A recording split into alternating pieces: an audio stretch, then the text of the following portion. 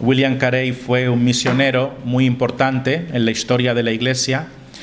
Mariano es un hermano de nuestra iglesia hermana en Ibiza y está este fin de semana con nosotros por un taller de predicación en el que ha participado, y queremos que él ahora nos comparta un poquito acerca de lo que él ha estado estudiando en el seminario, particularmente en la vida y ministerio de William Carey. Así que, hermano, adelante con libertad. Gracias.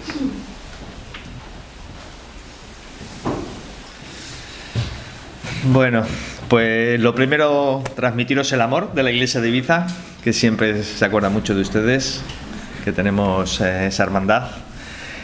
Y nada, quería, en un par de minutillos, exponeros un poco a este hombre que se llama William Carey y al que muchos llaman el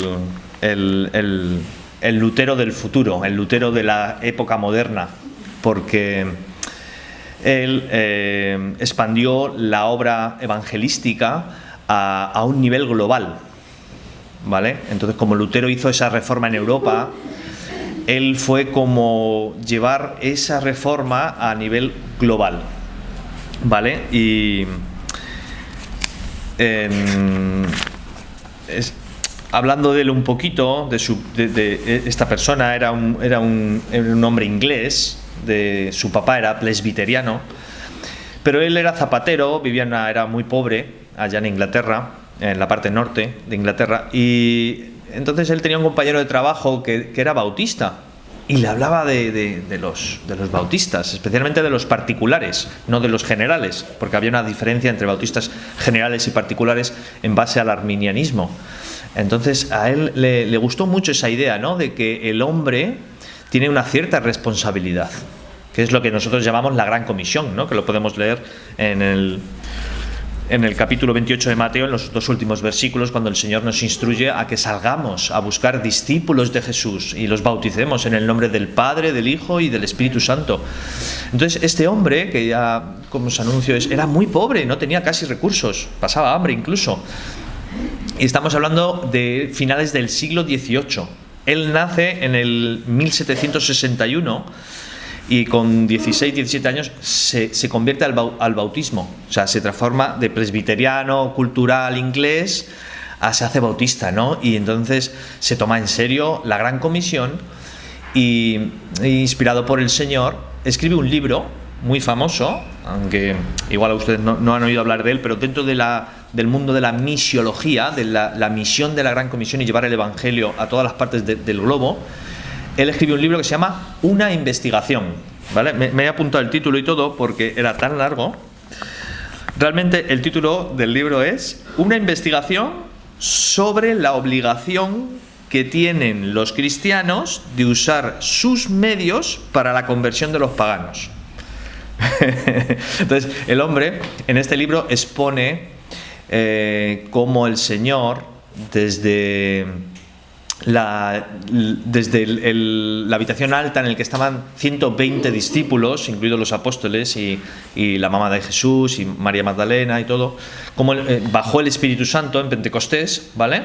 Y todos fueron llenos del Espíritu Santo, como ellos todavía tenían cierto miedo a salir de Jerusalén porque sentían que había estaban ahí un poco ocultos, y como Esteban, ¿no?, lo podemos ver en el libro de Hechos, Esteban acaba siendo asesinado por los fariseos, y eso hace que ellos salgan de Jerusalén y empiecen a expandir el Evangelio fuera de Jerusalén. Y entonces este hombre en su libro, Una investigación, explica, es un libro chiquitito, se encuentra en Amazon, y él habla como después de la expansión, cuando salen los hermanos de Jerusalén y empieza a expandirse el Evangelio, empieza a explicar cómo la expansión del Evangelio fue evolucionando desde aquella época hasta su época, que es el finales del siglo XVIII, principios del XIX. Entonces hace un pequeño resumen en el libro sobre cómo habla, pues eso, así a gran escala, pues como por ejemplo hace una compactación del libro de Hechos, ¿vale? Las misiones de Pablo y cómo él avanza el Evangelio a Asia Menor, cómo lo introduce en las primeras ciudades europeas. Luego habla pues de los padres primitivos de la Iglesia. Luego lo avanza sobre Constantino, ¿no? y la entrada del cristianismo en Roma.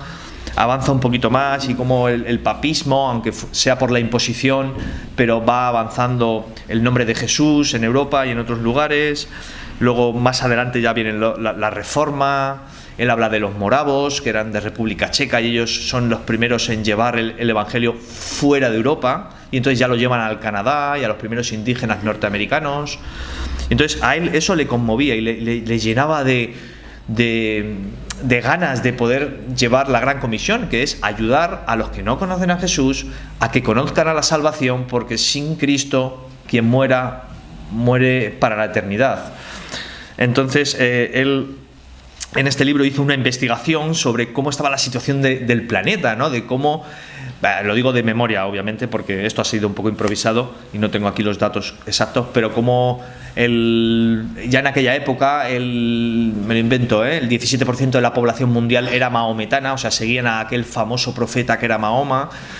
Habla de cómo el 20% de la población era papista, o sea, ser católicos y un poco olvidados del Evangelio en sí y la salvación por Cristo, por gracia. Y luego el resto era todo como paganismo, ¿no? Indígenas norteamericanos, Asia, el sur de Asia, todo era paganismo. Entonces él, junto con otros hermanos muy pobres, de iglesias muy pequeñas, muy reducidas, con muy pocos recursos, imploraron y oraron al Señor que les diera las ganas y los recursos para poder avanzar la gran comisión. Y efectivamente el Señor respondió uniendo a varios pastores bautistas de la época, y se fundó por primera vez en la historia de la humanidad la asociación Bautista Misionera, ¿vale? Y entonces ellos, que no tenían recursos, buscaron cómo podrían usar el mundo secular y el mundo al que les rodeaba, y usar esos medios que el Señor igualmente ha provisto para el mundo, para la gran comisión. Y entonces lo que hicieron fue embarcarse en las grandes aventuras que desde Inglaterra estaban saliendo al nuevo mundo, que era la India. Y entonces se embarcaron allí, llegaron a la India y empezaron a predicar el Evangelio. Y tuvieron muchos problemas con su propio gobierno, el gobierno inglés. El gobierno inglés no quería que predicasen el Evangelio, porque eso hacía que la gente entrara en conflictos espirituales con sus tradiciones, y entonces pues no les interesaba, a ellos solo les interesaba el negocio. Así que gracias al Señor, Holanda tenía una pequeña colonia en la India, en el norte de Calcuta, ¿vale? Se llama Serampong. Y entonces allí se unieron los bautistas, y desde allí empezó una gran misión que el Señor fue proveyendo, y fueron, pues lo primero se acercaron muchísimo a la cultura hindú, ¿vale? Se acercaron mucho a sus libros culturales, como el Ramayana o el Bhagavad Gita, que son libros muy famosos de la India. Y entonces este hombre, William Carey, lo que hizo fue crear el primer diccionario inglés, sánscrito y bengalí, que son las dos lenguas más grandes y importantes de la India. Entonces creó el diccionario y después se centró muchísimo en la traducción de la Biblia. Y él fue, junto con otros hermanos que le ayudaron, por supuesto, los traductores de la palabra del Señor en la India, al sánscrito y al bengalí, ¿vale? Y entonces ellos seguían pidiéndole al Señor y clamándole al Señor más recursos, aún ya te digo, iban bastante justos, pero aún así tuvieron ideas iluminadoras, porque ellos, por ejemplo, al darse cuenta de que una vez que tenían que traducir la Biblia, necesitaban imprimirlas. Pero claro, eso costaba muchísimo dinero. En aquella época no es como ahora, que vas a una papelería y compras papel tan fácilmente. Entonces tuvieron la idea de ir comprando un terreno, plantando árboles, transformarlo en celulosa, consiguieron una imprenta para sacar su propio papel. Y entonces ellos, los bautistas, llevaron por primera vez la imprenta a la India, con el objetivo de imprimir Biblias. Interesante, ¿no? Porque al final es como... Ellos, por ejemplo, crearon por primera vez un colegio de cultura anglosajona en la India. Ellos permitieron que las mujeres en la India estudiasen.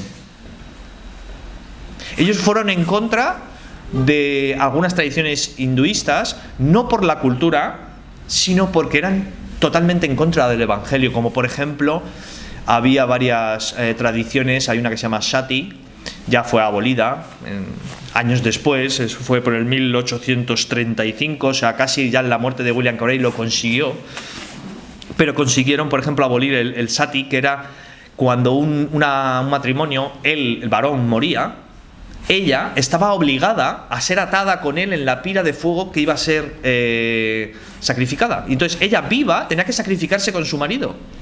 Cuando ellos vieron los bautistas, no podían creerlo. Digo, pero ¿cómo pueden hacer estas cosas? Y entonces también hicieron reformas sociales.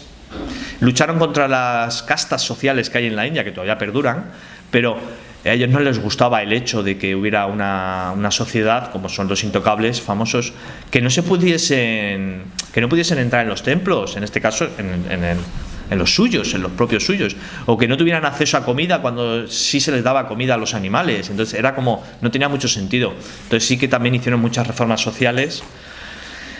Y bueno, ya acabando, pues crearon un colegio para traer la lengua inglesa, y desde allí se fueron traduciendo más Biblias a lenguas y dialectos más chiquitos de la India, porque hay cientos. Y también crearon una universidad.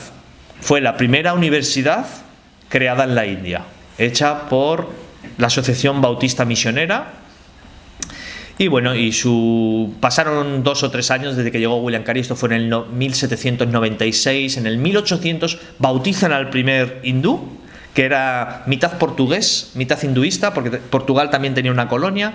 Pero eso fue estaban un poco al principio, después de 3 años, nadie se ha convertido, pero no decaían, mantenían la oración, mantenían la fidelidad con el Señor. Y al final cayó el primer bautizado, se delegó a Cristo. Y él, años después, acabó siendo el primer pastor de la primera iglesia local, y 30 años después el Evangelio entró definitivamente y de por vida, porque hasta ahora se mantiene allí, y todavía sigue en su universidad, sigue su colegio y sigue esa expansión del Evangelio, la cual es muy necesitada en un país como la India, porque ellos, su cultura y su religión es diametralmente opuesta al Evangelio de Jesús. Así que, hermanos, ustedes, ahora que nosotros nos están introduciendo esa cultura oriental, tener mucho cuidado con el yoga y todas estas cosas, porque es lo contrario al Evangelio de Jesús, ¿vale? Jesús, Él nos salva a nosotros, y en el yoga tú te salvas a ti mismo. Entonces, eso no puede ser. Así que gracias a William Carey, a los bautistas, nos llevaron la Gran Comisión hasta allí. Y no solo eso, sino hicieron un modelo de misiones en el que estaba basado en la captación de recursos en tu estado, en tu lugar natal, como era Inglaterra, y buscar recursos, mantener la oración. Y él tenía una frase, un eslogan, que era: esperad grandes cosas de Dios, haced grandes cosas para Dios. Y que, bueno, nos sirva como ejemplo, porque ya te digo, es nuestro Martín Lutero global. Por eso le llaman, y con esto acabo, le llaman el padre de las misiones modernas. Así que si tenéis en vuestro corazón las ganas de expandir el Evangelio, bien sea en vuestro barrio, bien sea acá en Mallorca, en Plaza de España, o como ahora que estamos ya teniendo alguna visión de querer quizás abrir el Evangelio a esta Formentera, nuestra isla más chica de las Baleares, y que no hay doctrina sana, y expandir un poquito más el Evangelio. Aquí, mira, tenemos a nuestro hermano de Castellón, que también es evangelista. Es nuestra misión, el telos, la meta, el gol, el final de nuestra misión como cristianos es llevar el Evangelio a los que no conocen a Jesús. Amén. Así que sea para la gloria de Dios. Gracias.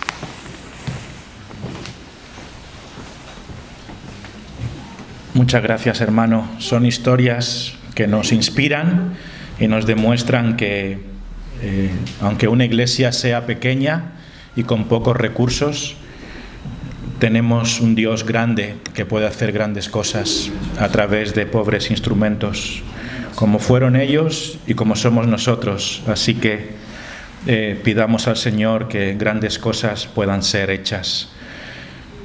Muy bien. Esto es ya el último cántico después de la predicación, y ahora sí pasaremos a la exposición de esta mañana, que se encuentra en Proverbios capítulo 3, del versículo 1 al 8. Proverbios 3, del 1 al 8. ¿Podríamos mover el ordenador, Steven? Sí. ¿Va bien? Gracias.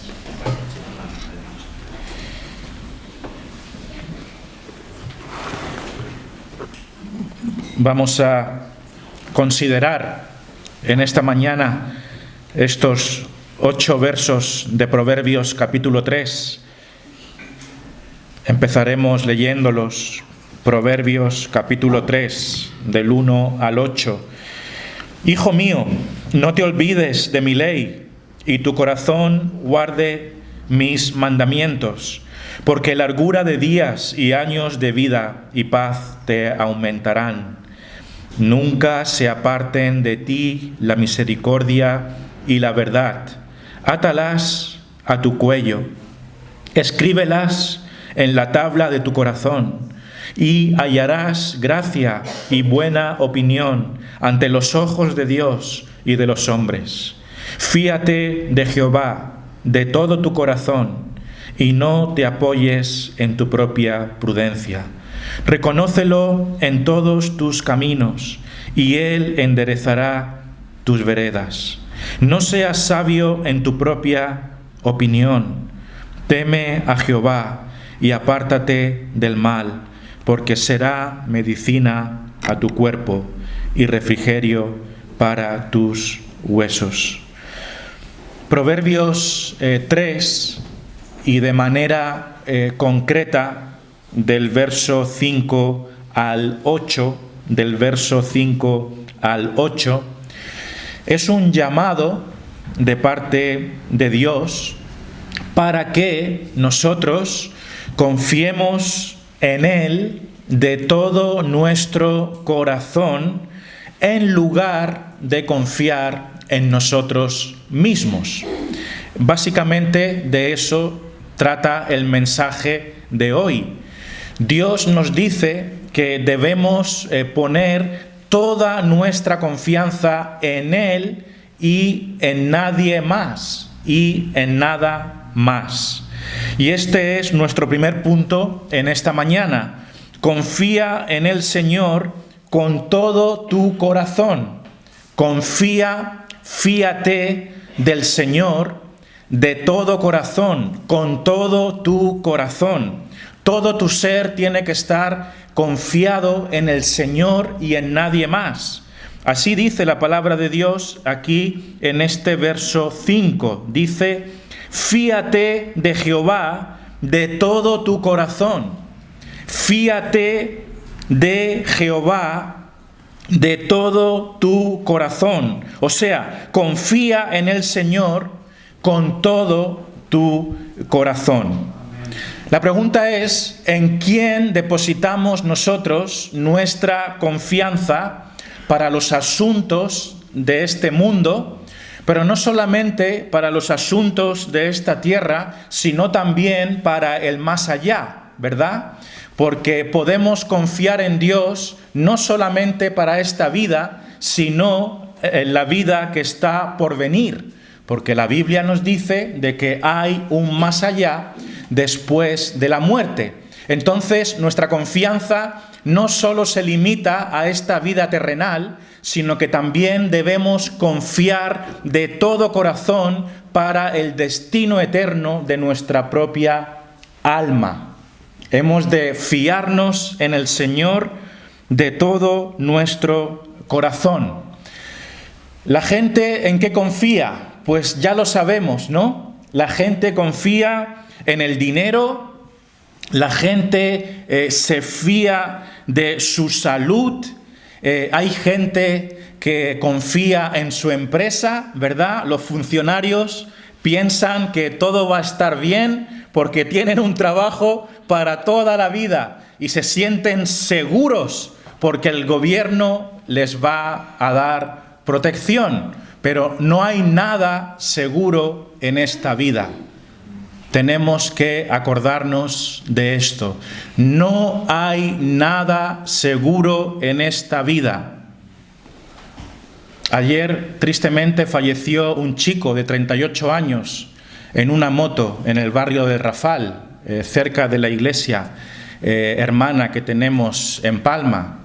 Y estaba lleno de policías y después salió en las noticias que un chico de 38 años se levantó esa mañana, ayer, y ese fue el último día de su existencia. Chocó con un coche, quedó debajo del coche y murió. Entonces, ¿qué hay de seguro en este mundo? La respuesta es nada. Pero la Biblia nos dice que solo debemos confiar en una persona. Algunos, como dijimos recientemente, confían en una persona, que son ellos mismos. Qué grave error, ¿no? Confiar en uno mismo. Esta es la gran enfermedad de nuestra época.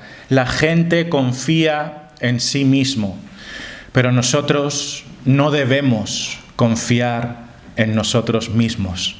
Debemos confiar solamente en Dios. Entonces tenemos que sacar de nuestra vida todo lo que sea autoconfianza. No podemos confiar en nosotros mismos. No somos confiables. Tenemos que sacar de nosotros toda esperanza en nuestras capacidades. No debemos confiar en nuestra propia inteligencia. No podemos fiarnos de nosotros mismos. Entonces nos dice la palabra: confía en el Señor con todo tu corazón. Con todo tu corazón. ¿Qué nos dice esta frase? Lo primero, para ser un poquito más específicos, es que nuestra confianza solo tiene que estar en Él. Dice aquí: fíate de Jehová. Fíate de Jehová. No dice fíate de los santos, fíate de la madre no sé cuántos. No, fíate de Jehová. Nuestra confianza solo ha de estar en Dios y en nadie más. En el Dios de la Biblia, en ese Dios en tres personas: el Padre, el Hijo y el Espíritu Santo. Es el único Dios en el que debemos confiar, porque es el único Dios verdadero. Entonces, debemos confiar solo en Él y en nada más y en nadie más. Lo segundo es que tenemos que confiar en Él, como dice aquí, con todo nuestro corazón. Eso significa con todo nuestro ser, con toda nuestra mente, con todo lo que somos. Todo nuestro ser tiene que estar confiado en Él. No vale confiar en Él para algunas cosas y confiar en no sé cuántos para otras cosas. No podemos confiar a medias. No podemos hacer la batalla por nuestra cuenta en algunos asuntos y dejarle que Dios actúe solamente en otros asuntos más difíciles. Tenemos que encomendar toda nuestra vida a Dios. Vivimos para Dios, vivimos gracias a Dios, y toda nuestra confianza tiene que estar depositada en Él y solamente en Él. Por eso dice la palabra: fíate de Jehová de todo tu corazón, ¿no? Eso también quiere decir que todo lo que nos preocupa, todos los asuntos de la vida, tenemos que encomendárselos a Él. Y podemos estar seguros de que estaremos en buenas manos, porque dice: fíate de Él de todo tu corazón. O sea, sin dudas, sin miedo. A veces da un poquito de miedo confiar en Dios, ¿no? Porque es una cosa de fe. Confiamos porque no vemos. Es un acto de fe. Y a veces da un poquito de miedo tirarse a una piscina sin saber si hay agua o no. Pero de eso se trata la fe cristiana. Tenemos que confiar en que nuestro Padre nos protege y nos guarda. Por lo tanto, no dudemos de Dios nunca. Él es confiable, Él es como una roca, Él es la roca de la eternidad. Podemos confiar en la roca que es nuestro Señor Jesucristo, y Él es el único en el que podemos y debemos confiar. Puedes poner toda tu vida en las manos de Dios y Él no te va a fallar jamás, porque Él es una roca en la que puedes basar toda tu vida y puedes vivir confiado. Por eso dice la palabra: confía en el Señor con todo tu corazón. Puedes darle toda tu vida. Él debería ser la única guía de tu vida. Todo tu ser, ponlo en sus manos y Él nunca te va a fallar. Antes hemos cantado que la fidelidad de Dios nos sigue persiguiendo, ¿no? Eso está inspirado en una doctrina bíblica, y es que la misericordia nos perseguirá todos los días de nuestra vida. Podemos confiar en Dios. En segundo lugar, la Biblia nos dice aquí que evidentemente si ponemos toda nuestra confianza en Dios, al mismo tiempo debemos dejar de confiar en nosotros mismos. Debemos de dejar de confiar en nosotros mismos. Es mi segundo punto. No confíes en tus propias opiniones. Lo que yo quiero que entendamos es que tenemos que dejar de confiar en nosotros mismos. Tenemos que dejar de confiar en nuestras propias opiniones.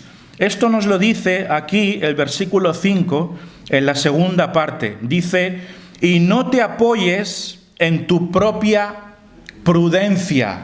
No te apoyes en tu propia prudencia. O sea, no busques un apoyo, no te bases en tu propia opinión, en tu propio criterio, en tu propia inteligencia. No podemos confiar en esas cosas. La Biblia dice: no te apoyes en tu propia prudencia. ¿Qué es la propia prudencia? Nuestro razonamiento, nuestra lógica, nuestra inteligencia, nuestra opinión. Debemos dejar de confiar en eso. No quiere decir que no debamos usar nuestro intelecto, que no debamos usar nuestra inteligencia. Dios nos ha dado un razonamiento, nos ha dado un cerebro. Esto no es un suicidio intelectual, ¿verdad? Hemos de usar nuestras facultades que Dios nos ha dado. Pero lo que nos dice la palabra de Dios es que todo lo que pensemos, todo lo que hagamos, tenemos que consultarlo con Dios. Tenemos que confiar en Él para nuestra vida. Entonces, no confíes en tus propias opiniones. No confíes en lo que hay dentro de ti. Hemos de confiar en aquel que está fuera, por así decirlo. ¿Dónde encontramos la fuente de sabiduría? La fuente de sabiduría no está en nuestro interior. El mundo nos dice: mira dentro de ti y encontrarás la verdad. Pero eso es una gran mentira. Dios nos dice: encuentra la verdad en la palabra de Dios, en el consejo de Dios. Por eso tenemos que quitar esa idea que en nosotros hay algún tipo de esperanza o algún tipo de inteligencia espiritual. Tenemos que buscar nuestra roca en la palabra de Dios, y esa roca es Cristo. Dice aquí también el texto, en el versículo 7, no seas sabio en tu propia opinión. La gente en general que no conoce a Dios se cree sabia en su propia opinión. Confían en sus razonamientos, en sus criterios. La Biblia dice: no seas sabio en tu propia opinión. Así que cuando pienses algo o razones algo, primero, no te fíes tanto de ti mismo. Más bien, confía en Dios. Consulta a Dios. Dile: Señor, ¿esto que yo pienso es lo que debería hacer? Y pídele sabiduría, ¿no? Pídele sabiduría para que Él te muestre. Consulta las Escrituras. Ten en cuenta la palabra de Dios para tomar tus decisiones. No seas sabia en tu propia opinión. Es triste ver cómo tantas personas confían en sí mismas, pero eso es el camino hacia la destrucción, ¿verdad? Lo que debemos hacer es poner nuestra confianza solamente en el Señor. El Salmo 27 dice: estos confían en carros y aquellos en caballos, mas nosotros del nombre de Jehová, nuestro Dios, tendremos memoria. Qué versículo tan hermoso, ¿no? Dice: estos confían en carros y aquellos en caballos, mas nosotros del nombre de Jehová, nuestro Dios, tendremos memoria. Unos confían en sus fuerzas, otros confían en su dinero, otros confían en la ciencia, pero nosotros tendremos memoria del nombre de Jehová y solo en Él confiaremos, porque Él es nuestra roca. Y tú tienes que dejar de confiar en otras cosas y solamente confiar en Él. Deja de confiar en ti. Deja de confiar en ti. También diré algo. No te creas tan listo. No nos creamos tan listos. No importa que tengas un coeficiente intelectual súper alto. No importa que seas universitario, catedrático, da igual. No te creas tan listo. Ninguno de nosotros es más listo que Dios, ¿verdad? La verdadera sabiduría es la humildad y el temor de Dios. Entonces, no debiéramos creernos tan listos en nuestras propias opiniones. Romanos 1:22 dice: profesando ser sabios, se hicieron necios. Profesando ser sabios, se hicieron necios. ¿Esto qué quiere decir? Que la gente que no conoce a Dios dice ser sabia. Se creen sabios en su propia opinión. Pero Dios dice esto de estas personas: profesando ser sabios, diciendo ser sabios, porque confiaban en sus propios criterios, ¿no? En su propia inteligencia, en su propia mente. Haciendo eso, se hicieron necios, se hicieron tontos. ¿Por qué? Porque no hay sabiduría fuera de Dios. No hay sabiduría fuera de Dios. Nadie quiere ser un necio, ¿no? ¿A quién le gusta que le digan tonto? A nadie. Entonces, ¿qué vamos a hacer para no ser tontos? Vamos a fiarnos de Dios. Vamos a vamos a bajarnos del pedestal de que somos tan listos, de que somos tan capaces. Vamos a bajarnos del pedestal y vamos a colocar al Rey de Reyes donde Él merece, porque Él es la fuente de toda sabiduría. En tercer lugar, consulta y ten en cuenta a Dios para todo lo que hagas. consulta y ten en cuenta a Dios para todo lo que hagas. Antes hemos dicho, fíate de Jehová de todo tu corazón. Eso quiere decir que en todo lo que hagamos debemos confiar en Él. Sea una decisión grande o sea una decisión pequeña, todo lo tenemos que poner delante de Él. Consulta y ten en cuenta a Dios para todo lo que hagas. ¿Dónde vemos esto? Pues dice aquí el verso 6, reconócelo en todos tus caminos. Reconócelo en todos tus caminos. ¿Qué quiere decir esto? Que tenemos que reconocer a Dios en todos nuestros caminos, en todo lo que hagamos, en todo. Tenemos que poner a Dios en primer lugar y consultarle. Tenemos que reconocerle en todo lo que hagamos. Un poquito más abajo aparece otra frase que básicamente nos está diciendo lo mismo. En el versículo 7, al final del versículo 7 dice, teme a Jehová y apártate del mal. Teme a Jehová. ¿Qué significa temer a Jehová? Pues en un sentido es algo muy parecido a reconocerle, ¿no? Tenerle en cuenta, tenerle presente. Él es nuestra brújula para nuestra vida. Entonces, consulta y ten en cuenta a Dios para todo lo que hagas. ¿Cómo consultamos con Dios? Pues hay dos maneras. La primera es nuestra brújula escrita, ¿no? Las escrituras, la palabra de Dios. Así es como consultamos a Dios. Él se ha revelado en la Biblia. La Biblia es una lumbrera a nuestros pies, alumbra nuestro camino.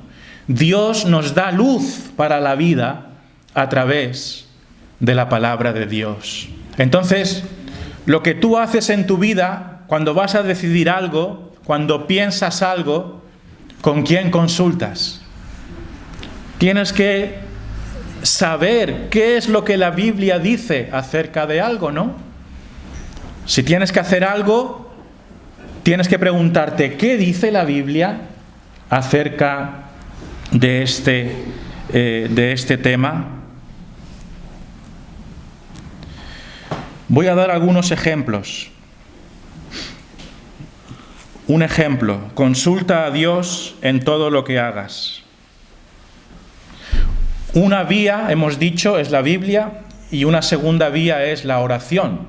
A través de la oración, el Señor también nos da claridad de mente, alumbra nuestro entendimiento, ¿no? Nos da sabiduría, como el rey Salomón pidió sabiduría, que es más preciosa y valiosa que el oro y la plata.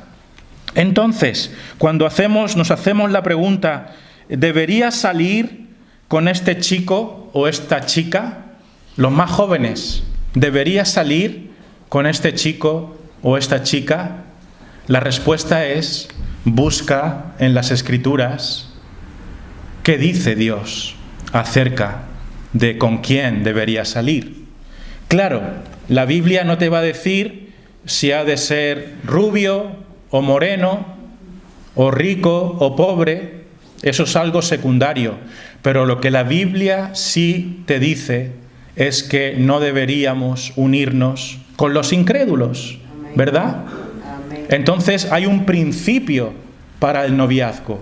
Tenemos que buscar a un hombre cristiano, no a un hombre que vamos a convertir en cristiano, sino a un hombre que ya es cristiano. Si vamos a buscar una chica para casarnos, debemos consultar la palabra de Dios, que nos dice que es de gran bendición tener a una mujer creyente, ¿verdad? Dichoso el hombre que tiene a una mujer que confía en el Señor. Entonces tenemos que buscar una chica cristiana de verdad. Una chica que realmente busque al Señor. Entonces tenemos que consultar a Dios en todo lo que hagamos. En todo. Empezando por la persona con la cual nos vamos a casar. Pon a Dios primero en toda decisión. Voy a dar otro ejemplo. ¿Dónde deberías mudarte cuando te toque cambiarte de casa? ¿Dónde deberías mudarte? Bueno, hay gente que le dicen, oye, un trabajo en, yo qué sé, en Huelva, hay un trabajo que te vas a forrar. Y cogen sus maletas y hasta luego y nos vamos. Pero primero hay que consultar con Dios. Primero hay que consultar con Dios. No, es que la vida aquí en Mallorca está muy cara, así que me voy a ir a vivir a la península, que es más barato. ¿Vale? ¿Y dónde vas? Allí, que es muy barato. ¿Vale? Y hay una buena iglesia allí. Hay una buena iglesia bíblica donde tú puedas congregarte. Ah, es que eso no lo he mirado. Bueno, pues es lo primero. No te vayas a un sitio donde no hay una iglesia bíblica. Haz tus planes primero con Dios delante. Si te vas a mudar, asegúrate de que vas a tener un lugar donde puedas crecer como creyente. ¿Cuáles son las prioridades de tu vida? ¿Simplemente tener un mejor trabajo y ya está? Esto no quiere decir que no podamos irnos a otra ciudad, claro que sí, pero primero tenemos que consultar con Dios. Todo tenemos que consultarlo con Dios. Encomienda al Señor cada día de trabajo. Encomienda al Señor cada día de trabajo. Qué difícil es el día a día, ¿no? Es muy duro. Problemas, situaciones, prisas, estrés, angustias. ¿Qué debemos hacer? Podemos pedirle a Dios dos cosas cada mañana. Lo primero son fuerzas. Señor, dame fuerzas para afrontar este nuevo día. Algo que también debemos pedirle es sabiduría. Señor, dame de tu sabiduría en este día para afrontar este día. Los chicos jóvenes deben pedirle a Dios lo mismo para el colegio y el instituto, ¿no? Esto no es solo para el trabajo. Cada mañana que vayáis al instituto, al colegio, poneos delante de Dios, chicos, cada mañana, y pedidle a Dios, Señor, dame fuerzas y dame sabiduría en este día para el colegio. Ayúdame, Señor. Hemos de poner nuestra confianza en Él.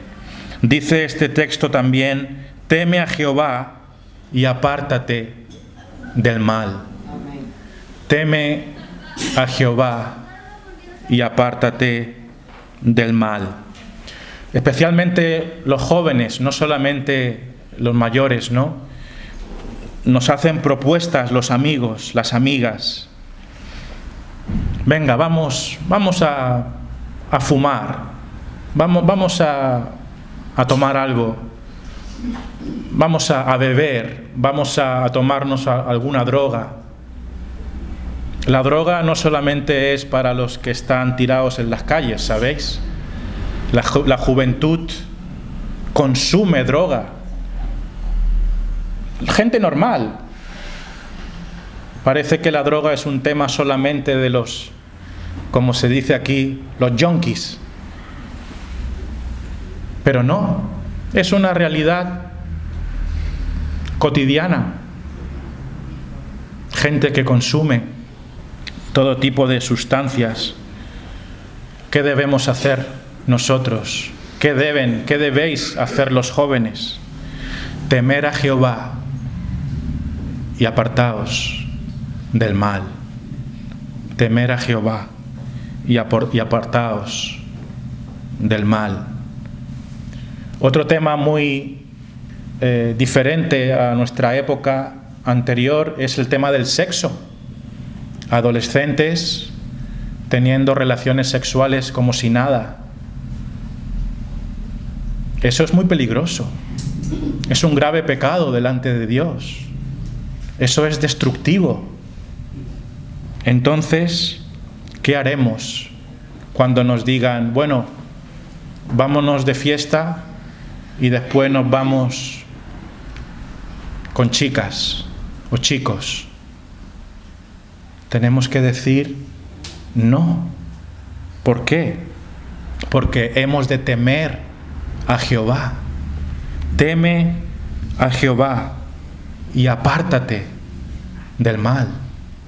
Teme a Jehová y apártate del mal. Consulta y ten en cuenta a Dios para todo lo que hagas. A cada paso tenemos que considerar a Dios en todos nuestros caminos, en todas las decisiones. ¿Y qué ocurrirá si hacemos esto? Si confiamos en el Señor con todo nuestro corazón, si no confiamos en nosotros mismos y si consultamos y le tenemos en cuenta para todo lo que hacemos, ¿nos va a ir bien o nos va a ir mal? Nos va a ir bien.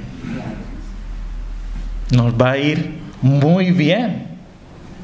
Vamos a tener beneficios. Vamos a tener bendición. ¿Qué dice el texto de hoy? ¿Cuáles son las consecuencias de obedecer a Dios y considerarle? ¿Qué vamos a recibir? Fijaos, dice aquí que Él nos guiará por el buen camino. Él, como un pastor, nos va a guiar por el buen camino. ¿Quieres que las cosas te vayan bien en la vida? Amén. Todos queremos que sí, ¿no? Todos deseamos que nos vaya bien en la vida, que los problemas que tenemos se vayan resolviendo, que nuestra familia vaya un poquito mejor. Pues entonces, busca a Dios y deja que Él guíe tu vida. Fíjate lo que dice el versículo 6. Reconócelo en todos tus caminos, ¿no? Es lo que hemos dicho. Pon a Dios primero en todo lo que vayas a hacer. Consúltale a Él. Tenlo presente. No hagas nada sin Él. Siempre tenlo como lo primero en tu vida. ¿Y qué va a ocurrir? Él enderezará tus veredas. Él enderezará tus veredas. ¿Qué es una vereda? Una vereda es un caminito, es un camino, ¿no? La vereda. ¿Y qué dice? ¿Qué hace Dios cuando nos ponemos en sus manos y le consultamos? Él endereza nuestras veredas. Él hace recto nuestro camino para que podamos caminar en su voluntad. Un camino que no es de rosas, pero es un camino derecho. Es un camino de bendición. Es un camino que nos hace bien. Es un camino que va a que tengamos una mejor familia. Es un camino en el que Él nos va a sustentar. No que nos vaya a hacer ricos. Hoy no estamos predicando aquí el evangelio de la prosperidad. Pero sí vamos a tener todo lo que necesitamos, porque Él nos guiará. Él enderezará tus veredas. ¡Wow! ¡Qué promesa más buena!, ¿no? Señor, si yo confío en ti y pongo toda mi vida delante de ti y me fío de ti de todo corazón, tú vas a hacer que mi vida vaya recta. Lo voy a hacer, Señor. Hazlo. Dios es fiel. Él enderezará tu vida. Muchos de nosotros necesitamos enderezar nuestra vida, ¿no? Amén. ¿O todo está perfecto en nuestra vida? Solo hay uno que puede arreglar tu camino y hacerlo recto. El Señor. ¿Qué tenemos que hacer? Confiar de todo corazón en Él. Señor, mi vida está en tus manos. He tratado de enderezar mi camino y no ha habido manera. Lo he hecho más chueco todavía, ¿no? ¿Qué pasa cuando nosotros tratamos de enderezar nuestra vereda? No nos cuadra, ¿no? Cuando somos sabios en nuestra propia opinión, estamos perdidos.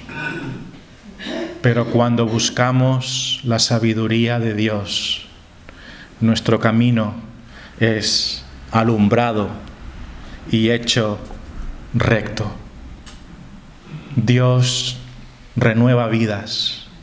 Dios restaura matrimonios. Dios restaura a gente que estuvo perdida. Solo Él lo puede hacer. Otro gran beneficio: tendrás salud espiritual, paz y descanso. Es lo que dice aquí también la Biblia en el versículo 8. Dice: no seas sabio en tu propia opinión, teme a Jehová y apártate del mal, porque será medicina a tu cuerpo y refrigerio para tus huesos. Será medicina a tu cuerpo. Aquí estamos con términos médicos, ¿no? ¿Cómo se siente uno cuando una medicina funciona? ¿Alguna vez has ido al médico con cólico nefrítico? A mí me dio uno, se lo puedo contar a mis hijos y a mis nietos. Me ha dado un cólico nefrítico. ¿Cómo se siente? Horrible, ¿no? Vas torcido y llegas al hospital ahí. ¡Denme algo! Gritando. ¡Qué dolor! Y te acuerdas, cuando yo sentía ese dolor, decía: cuando esté bueno, le voy a dar gloria a Dios. Qué bien se siente uno cuando no le duele algo, ¿no? Hasta que llegó la enfermera, inyectó el Enantium, se llama, algo así, en vena, y a los pocos minutos se fue calmando ese dolor. ¡Qué placer! Es como volver a nacer. Medicina. Esa es la medicina física. Pero también hay una medicina del corazón. Una medicina para el alma afligida, para el alma cansada. Esa medicina es Cristo, que es como agua fresca, que trae refrigerio a los huesos, trae descanso al alma, trae paz al corazón. Es lo que dice aquí: será medicina a tu cuerpo. Cristo, el Señor, es medicina para nuestra vida, paz, descanso, refrigerio para tus huesos. David se lamentaba cuando él sufría, ¿verdad? Él hablaba de los tuétanos de sus huesos que estaban como secándose interiormente. Necesitamos la medicina de Dios para nuestra vida. Necesitamos poner todo lo que somos en sus manos para que Él nos guíe y nos dé esa medicina para nuestro corazón. Me despido recordando estas palabras: fíate de Jehová de todo tu corazón. Dale a Dios tu vida.